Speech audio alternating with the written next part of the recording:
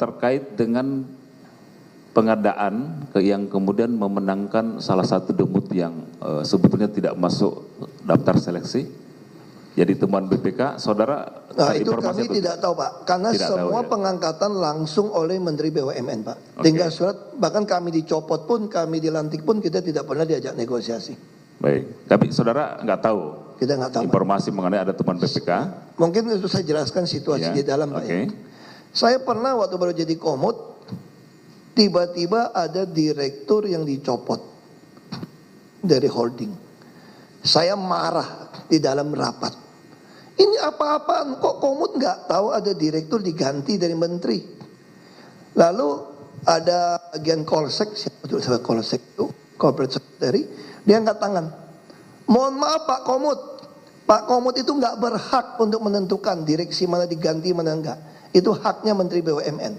Saya waktu itu mau saya lempar pakai botol air minum udah. Dia gituin saya. Tapi saat saya jalanin saya memahami sistem kita memang begitu kayaknya. Makanya saya terus lapor pada presiden 1 tahun 2 tahun tidak ada reaksi.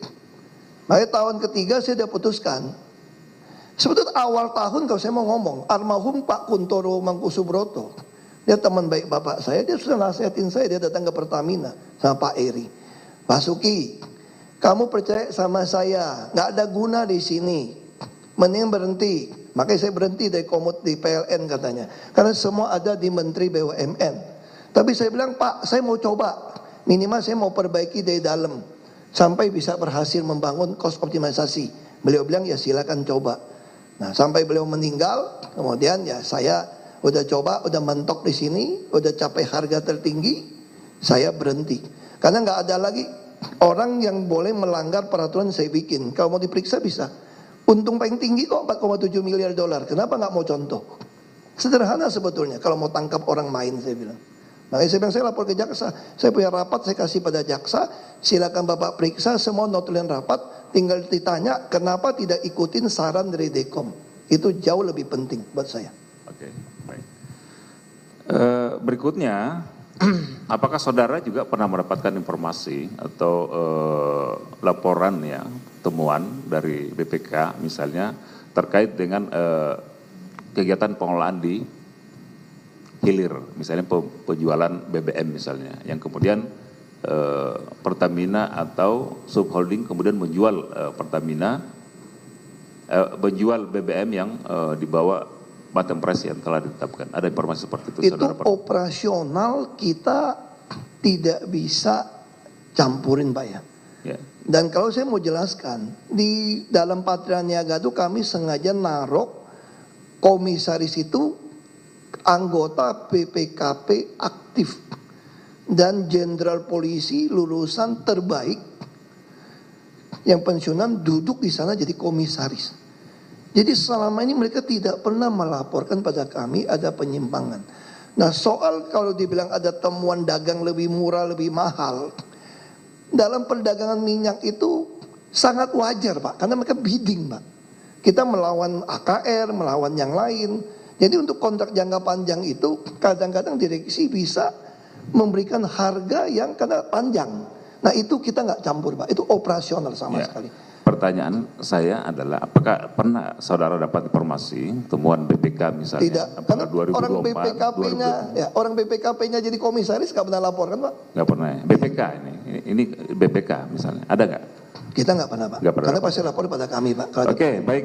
Berikutnya, tadi juga saudara menerangkan kemudian pernah mengusulkan satu sistem pengadaan yang efisien, yang baru ya. Tapi kemudian apakah kemudian ditindaklanjuti, di apa namanya, dikabulkan misalnya. Tapi kemudian ini pernah saudara mengusulkan. Ada masalah apa dengan sistem pengadaan sebelumnya?